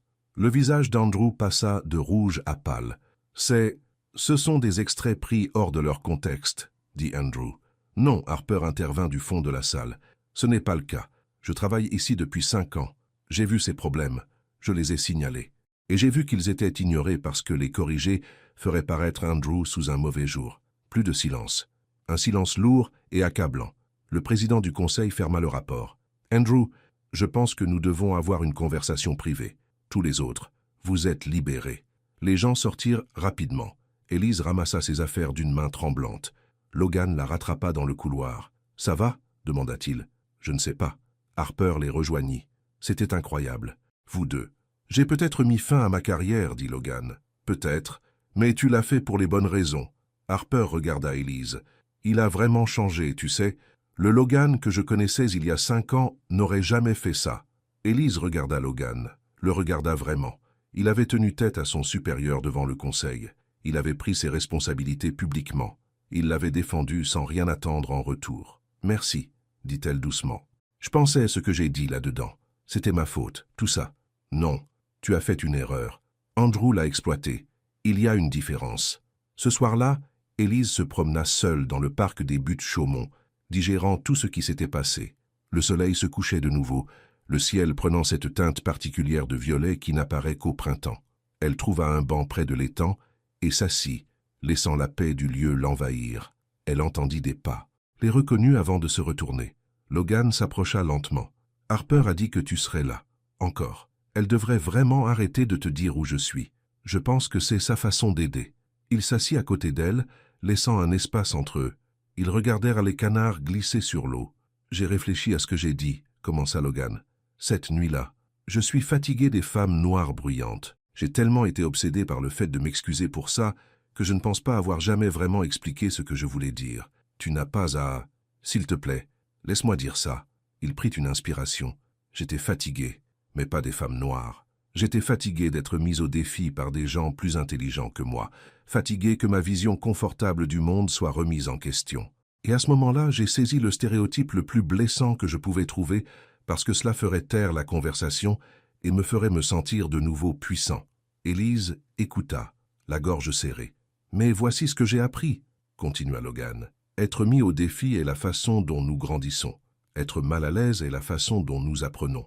Et les femmes que j'ai qualifiées de bruyantes refusaient simplement de se taire face à l'injustice. Elles utilisaient leur voix comme elles en avaient tout le droit. Tu as vraiment réfléchi à ça. J'ai eu beaucoup d'aide.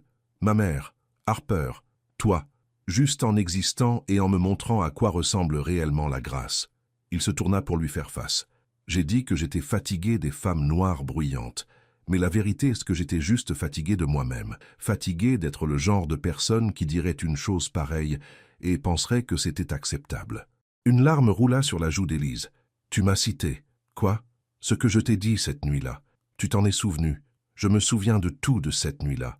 Surtout du moment où j'ai réalisé à quel point j'avais tout gâché. » Ils restèrent en silence, tandis que la lumière s'estompait. Élise rompit finalement le silence. « Je ne sais pas comment faire ça, » dit-elle doucement. « Faire quoi? Te faire confiance. Te laisser entrer. Risquer de me tromper sur le fait que tu aies vraiment changé. Tu n'as pas besoin de savoir. Nous pouvons le découvrir ensemble. » Elle le regarda. Cet homme qui l'avait si profondément blessé et qui avait ensuite travaillé si dur pour devenir meilleur. Ses yeux étaient honnêtes, sa posture ouverte. Il ne jouait pas un rôle, n'essayait pas de la charmer pour passer outre ses défenses. Il était juste là, présent, réel. « J'ai peur, » murmura-t-elle. « Moi aussi. Et si tu me blesses encore, alors tu t'en vas. Tu fixes des limites, tu te protèges. » Il lui prit la main avec précaution. Mais et si ce n'est pas le cas? Et si nous parvenions vraiment à nous en sortir? Elle le laissa prendre sa main. Sa paume était chaude contre la sienne. Ma maman dit que le pardon libère, dit Élise. Ce n'est pas oublier, juste libérer. Ta maman est une femme sage. Elle l'est. Élise serra sa main. Je t'ai pardonné. Dans mon cœur, je l'ai déjà fait. Mais j'ai toujours peur. C'est normal. La peur signifie que tu es prudente. C'est intelligent. Ils restèrent main dans la main jusqu'à ce que les lumières du parc s'allument, jusqu'à ce que l'air du soir devienne frais, jusqu'à ce que les derniers joggeurs passent et les laissent seuls, avec le bruit de l'eau et la possibilité. Le lendemain matin, Élise alla voir sa mère. Diana était dans la cuisine en train de faire des madeleines quand Élise arriva.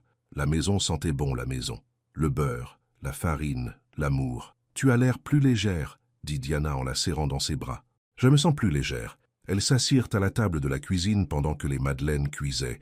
Élise raconta tout à sa mère, la réunion du conseil, le parc, les mots de Logan, sa peur. Diana écouta avec une sagesse patiente. Quand Élise eut fini, Diana tendit la main par-dessus la table et lui prit la sienne. « Ma chérie, le pardon n'est pas oublié. C'est te libérer du poids de ce que quelqu'un d'autre a fait.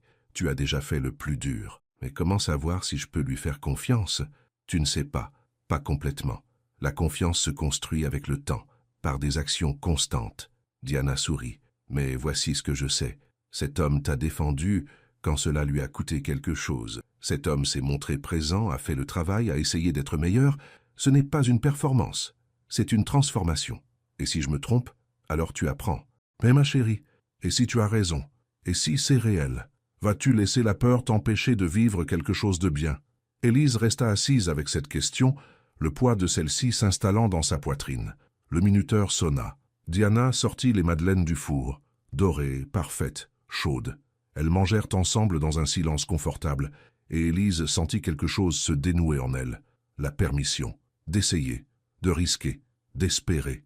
Cet après-midi-là, Élise envoya un SMS à Logan. « Envie d'un café ?» Il répondit immédiatement. « Oui. Quand? Maintenant?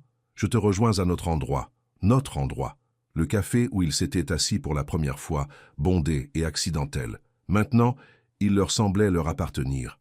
Elle arriva la première, commanda son café, noir, sans sucre, et attendit. Logan arriva 5 minutes plus tard, légèrement essoufflé, comme s'il s'était dépêché. Il la vit et sourit. Un sourire réel, sans défense, chaleureux. Ils s'assirent l'un en face de l'autre à une petite table près de la fenêtre. « Je veux essayer, » dit Élise. « Essayer quoi? Ça. Nous, ce que cela est en train de devenir. » Elle entoura sa tasse de café de ses mains. « Je ne peux pas promettre que je te ferai toujours confiance. Je ne peux pas promettre que je ne me retirerai pas quand les choses deviendront difficiles. Mais je veux essayer. » Les yeux de Logan brillèrent. « Je veux ça aussi. J'ai besoin que tu comprennes quelque chose, cependant. Je ne suis pas ton histoire de rédemption. Je ne suis pas le prix que tu obtiens pour avoir appris à être meilleur. Je sais. Je suis juste une femme qui essaie de savoir si tu es quelqu'un qui mérite mon temps et mon cœur. Et cela va prendre un certain temps. Je prendrai tout le temps dont tu as besoin. » Elle sourit. Petit, mais sincère. « D'accord alors. D'accord. » Ils burent leur café et parlèrent de petites choses. Le travail, la météo, un film qu'Élise voulait voir, des choses normales, des choses faciles. Et pour la première fois, être ensemble ressemblait moins à marcher sur des œufs et plus à simplement exister dans le même espace. Les semaines suivantes passèrent selon un nouveau rythme. Andrew fut discrètement remercié. Le conseil proposa à Logan son ancien poste, mais il refusa. Il aimait sa situation. Moins de pression, plus d'espace pour se concentrer sur un travail de qualité au lieu de gravir les échelons. Harper fut promu chef de division. Son premier acte fut de demander à Logan et Élise de l'aider à reconstruire la culture de l'équipe. Ils travaillèrent ensemble, planifiant, mettant en œuvre des changements, formant le nouveau personnel. Le bureau semblait différent, plus léger, plus honnête. Claire vint voir Élise un après-midi, nerveuse et désolée. « Je suis désolée d'avoir posté cette vidéo, » dit Claire. « Je ne réfléchissais pas. Je l'ai juste vue et j'ai pensé... Je ne sais pas ce que j'ai pensé, mais je suis désolée. » Élise la surprit avec un câlin. « Tu étais jeune et impulsive. Nous faisons tous des erreurs. Apprends juste de cela, d'accord ?» Claire hocha la tête, soulagée. Harper commença à plaisanter sur le fait d'être la 5e roue du carrosse. Tous les trois déjeunaient ensemble, et Harper faisait semblant d'être offensé quand Logan et Élise échangeaient des regards ou des blagues privées. Je suis littéralement juste là, disait Harper de manière théâtrale. C'est toi qui nous as poussés l'un vers l'autre, fit remarquer Logan. Je sais, je suis un génie du matchmaking, mais maintenant, je me sens seul. Elle sourit. Quelqu'un doit me trouver une romance pour que j'arrête de vivre par procuration à travers vous deux. Ils rirent ensemble. Des amis maintenant, de vrais amis, bâtis sur l'honnêteté et la lutte partagée. 6 semaines après la réunion du conseil, Logan invita Élise à dîner. « Dîner chic ?» demanda-t-elle. « Très chic. Quelle est l'occasion ? Tu verras. » Samedi soir, elle porta une robe bordeaux et des talons, coiffa ses cheveux en boucles douces, maître du rouge à lèvres couleur vin. Logan vint la chercher à 7 heures, vêtue d'un costume parfaitement ajusté, tenant des fleurs sauvages, pas des roses, car elle avait mentionné une fois qu'elle aimait les choses qui poussaient libres et indomptées. Ils traversèrent Paris au coucher du soleil. Élise ne réalisa pas où ils allaient avant qu'ils ne s'arrêtent devant l'immeuble. « Le restaurant sur les toits, » dit-elle, « là où tout a commencé. » Ils montèrent ensemble dans l'ascenseur. Le restaurant brillait des mêmes lumières ambrées, surplombant le même scintillement des toits de Paris. Mais tout le reste était différent. Ils furent installés à une table près de la fenêtre, commandèrent du vin, des entrées, des plats principaux, parlèrent facilement du travail, du nouveau rôle de Harper, du jardin de Diana qui fleurissait pour l'été. Après le dîner, Logan se leva. « Tu veux te promener avec moi ?» Ils sortirent sur la terrasse, la même terrasse où Logan avait prononcé ces mots terribles des mois auparavant. La ville s'étendait sous eux. Paris, la nuit, magnifique et compliquée et pleine de vie. « J'ai réfléchi à ce que je dirais toute la semaine, » dit Logan. « Je l'ai répété devant le miroir. Je l'ai écrit. Je l'ai effacé. » « Logan, laisse-moi le dire avant de perdre mon courage. » Il prit ses mains dans les siennes. « Tu m'as réduit au silence cette nuit-là. Avec grâce, avec dignité, avec le genre de force que je n'avais jamais vu auparavant. Et j'ai passé chaque jour depuis à essayer de comprendre cette force, à essayer d'en tirer des leçons. Tu as appris, j'apprends encore. Chaque jour. » Il serra doucement ses mains. « Élise Jordan, tu m'as appris ce que signifie vraiment écouter. Ne pas juste entendre des mots, mais comprendre le poids qu'il y a derrière. Tu m'as montré qu'une force tranquille est plus bruyante que n'importe quel cri, que la grâce est plus difficile que la colère, que le changement est possible si l'on est prêt à faire le travail. » Des larmes montèrent à ses yeux. « Je t'aime, » dit Logan simplement. « J'aime ta confiance tranquille. J'aime ta force. J'aime la façon dont tu me remets en question quand j'en ai besoin et dont tu me donnes ta grâce quand je ne la mérite pas. J'aime celui que je deviens parce que tu es dans ma vie. » Élise eut le souffle coupé. « Logan, tu n'as pas à le dire en retour. J'avais juste besoin que tu le saches. » Elle leva la main et toucha son visage. « Alors tu as enfin appris à écouter. » Elle l'embrassa. Doux d'abord, puis plus profond. Ses bras se refermèrent autour de sa taille. Ses mains glissèrent sur ses épaules. Ils restèrent là sur la terrasse où tout avait commencé, réécrivant l'histoire, créant quelque chose de nouveau des débris de cette nuit. Quand ils se séparèrent enfin, tous deux essoufflés, Élise dit « Je t'aime aussi. Non pas parce que tu as changé, mais parce que tu es prêt à continuer de changer, à continuer de grandir, à continuer d'apprendre. C'est tout ce que je veux. Continuer à devenir quelqu'un qui soit digne de toi.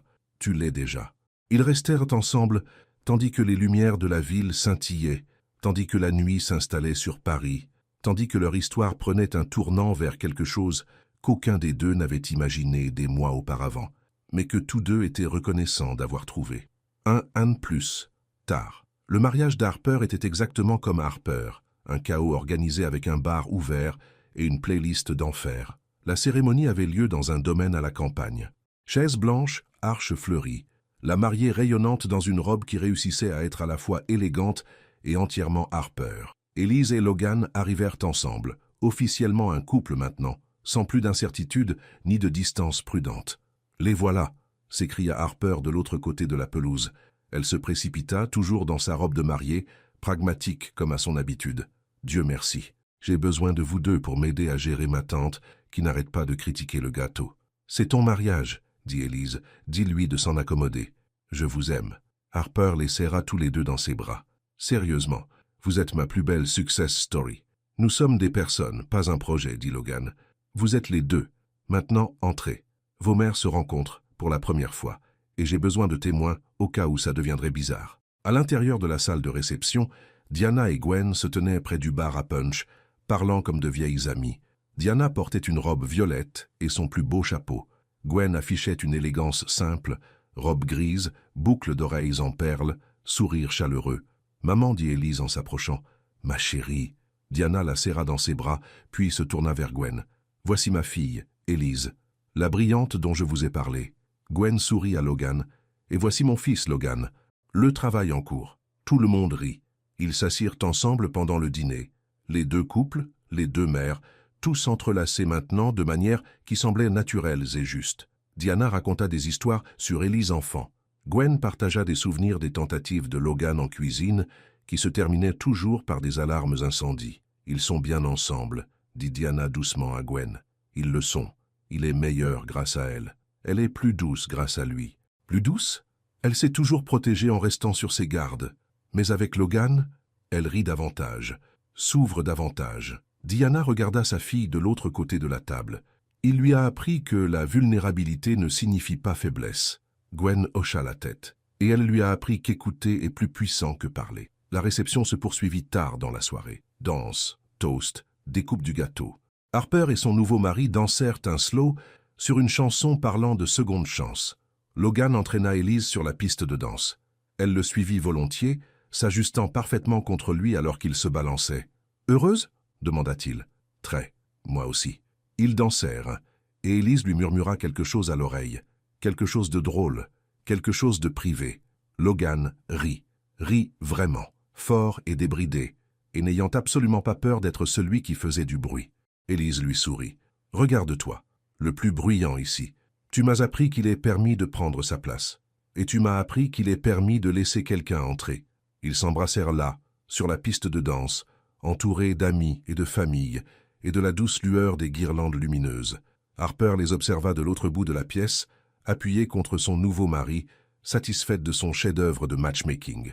Diana et Gwen étaient assises ensemble, deux mères qui avaient élevé leurs enfants à travers les épreuves et l'amour, regardant ces enfants se trouver et créer quelque chose de nouveau. Plus tard, alors que la fête touchait à sa fin, Élise et Logan sortirent prendre l'air. La nuit était chaude, les étoiles parsemées dans le ciel. La musique flottait de l'intérieur, plus douce maintenant, plus lente. « Tu te souviens quand tu as dit que je t'avais réduit au silence ?» demanda Élise. « Je me souviens. Tu n'es plus silencieux. »« Non, mais j'apprends quand parler et quand écouter. Il y a une différence. Il y en a une. » Ils restèrent ensemble dans un silence confortable, preuve que le silence pouvait être paisible, au lieu d'être tendu, que deux personnes pouvaient partager un espace sans remplir chaque instant de mots. « Merci, » dit Logan finalement. « De quoi? De m'avoir donné une seconde chance, de m'avoir appris la grâce, de m'avoir aimé même quand je ne le méritais pas. Toi aussi tu m'as offert quelque chose, » dit Élise. « Tu m'as montré que les gens peuvent changer, que la rédemption est possible, et que parfois, la personne qui vous blesse peut devenir celle qui vous guérit. On s'est guéris l'un l'autre. Oui, c'est bien ça. » À l'intérieur, la dernière mélodie résonnait. Dehors, la nuit s'étirait à l'infini. Et deux personnes qui avaient commencé par une erreur et une blessure étaient devenues quelque chose de magnifique, la preuve que l'amour n'exige pas la perfection, seulement la persévérance. Que le pardon n'est pas une faiblesse, mais une libération. Que le changement est possible quand quelqu'un se soucie suffisamment d'y mettre du sien. Logan tendit la main vers celle d'Élise. Elle la prit sans hésiter. Ils rentrèrent ensemble, prêts pour ce qui allait suivre, sachant que tant qu'ils continueraient à écouter, vraiment écouter, tout irait bien. L'histoire qui avait débuté par des paroles cruelles prononcées avec négligence s'acheva sur une vérité douce, murmurée du fond du cœur. Non pas que la blessure ait disparu, mais parce qu'ils avaient choisi de grandir à travers elle plutôt que de rester enfouis sous son poids. Et ce fut peut-être là la leçon la plus importante de toutes. Fin.